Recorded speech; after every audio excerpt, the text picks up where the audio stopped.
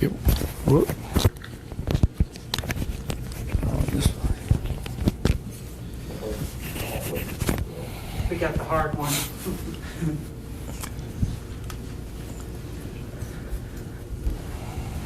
Mr. Sims, before you start, I got Morgan Tanner from the Eagle. Said she went to college with you at WT. Do what now? Morgan Tanner from the Eagle. Said you went to school with her at a WT, you and her brother. And she remembers one New Year's Eve, her boyfriend stood her up, and you came over, knocked on the door, and hung out with her because she was by herself on New Year's Eve. I said, Randall, your brother's name, your twin brother? Richard. Richard, that's what we thought, yeah. Yeah, but she told me that story before we left the office. Tell her I said hello. It was like, what, 10 years ago? Turn all the record, all of it off right now. I got something I got to say.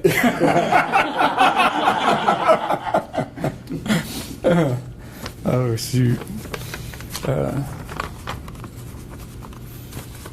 Thanks.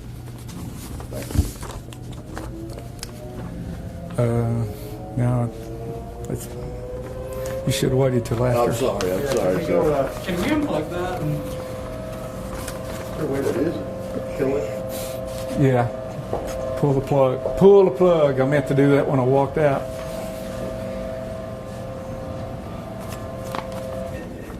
Yay. Thanks, David. Thank You're you. welcome. So like an air raid siren when it goes off. Everybody good to go? There you go. Okay.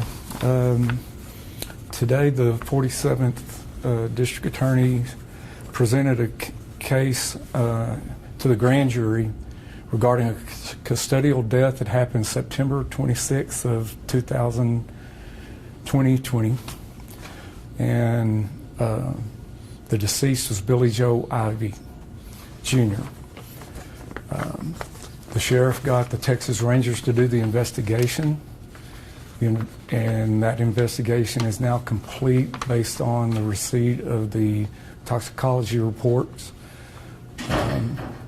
which shows that there was an acute, I've got to do it this way, can be acute combined acetaminophen, amitriptyline, and sibilon intoxication is the cause of death. When there's a death at the jail, it is required that there be a custodial investigation.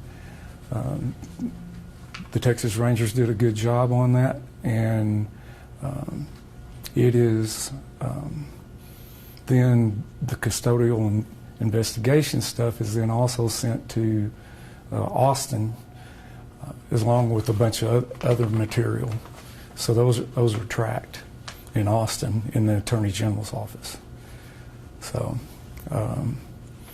but there's been no finding of any wrongdoing criminal wrongdoing on anyone out there at the center. Do you know if these were drugs that were prescribed to him? How did he get these drugs? Some of them, yes. Yeah, yes. He was prescribed several different drugs, from all the way from when he was in the federal prison, and then served and went through various units, and then came back up here. District Attorney, you, in your tenure as DA, you've really stressed getting justice for victims, and this case was extensive as far as victims, and to come to an end like this, and not instead of a courtroom and facing justice, but by his own hand, can the families take some small measure of comfort? Yes. I don't know what else to say except for it was an overdose, and nobody did anything wrong criminally wrong out there. And it's the end of a long trail. do we believe that this was an intentional or accidental overdose? It is not intention. I mean, it is. Well, let me say.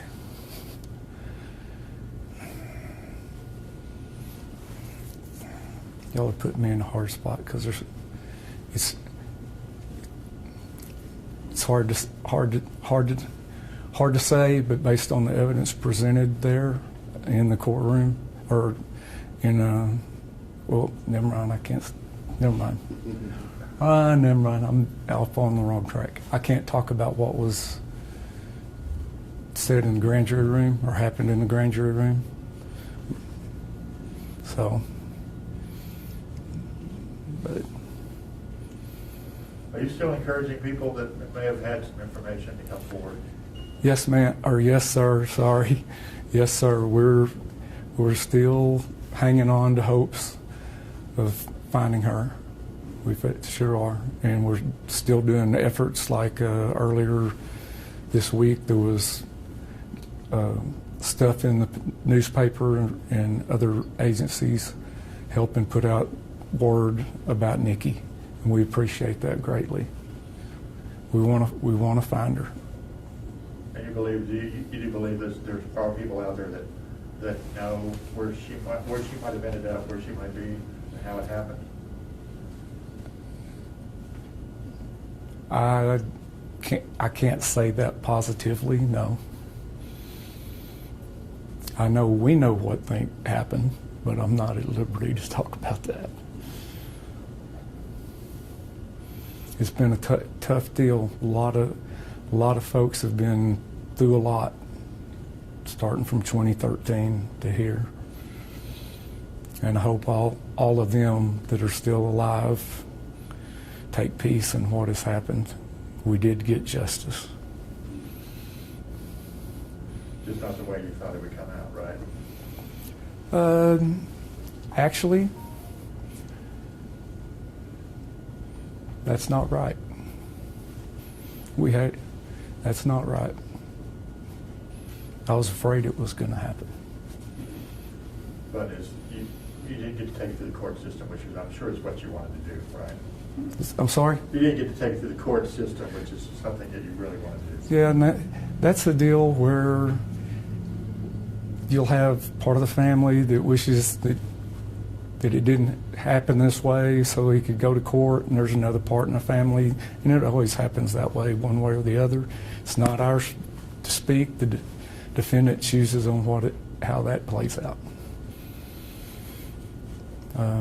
But no, I wasn't surprised. Our evidence was rock solid, and I've gotten to know a lot about him, more than I ever wanted to know. Can you tell us anything about what exactly? I mean, I know you had the names, but what exactly the drug combination? What they were? Were they like? Were they just common household drugs? Or were they prescribed heart medication? Or I've got a doctorate, but it's in jurisprudence, not medical. Sorry, I got to pull that on you. It's all kind of tied to the acetaminophen type stuff that all of it had combined together, and it was way over. Is this the end of prosecution? Are there any other individuals that you're looking at that are in the wake of this case that you might prosecute? Cannot do that. Was he on any kind of suicide watch? Any special, guards? That's a good question. He was in a single cell by himself in a pod that was all single cells. And so he was pronounced deceased by the JP at 2:32 a.m. on the 16th, September 16th. And I just want to say this from reading what all I've read and looked at is they did everything they could do to try to save that man. It was crazy how many folks stepped up out there at the Potter County Correctional Center to try to save him. That's the irony of this case is you worked hard to save him, and he didn't work too hard to save other people's lives. You know, it's a shame. Yeah. So, What time of night was he discovered to be in medical distress, I guess is the term? I'm sorry? Like, how long before he was, like, what was the time? He was not found deceased. Okay. That'll answer your question.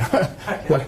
No, some inmates made a alert to the center's control center, and they were right on it. There was a nurse there within 56 seconds of being notified, and it just kept building. So. Thank you, Randall Sims. Appreciate it, sir. You bet.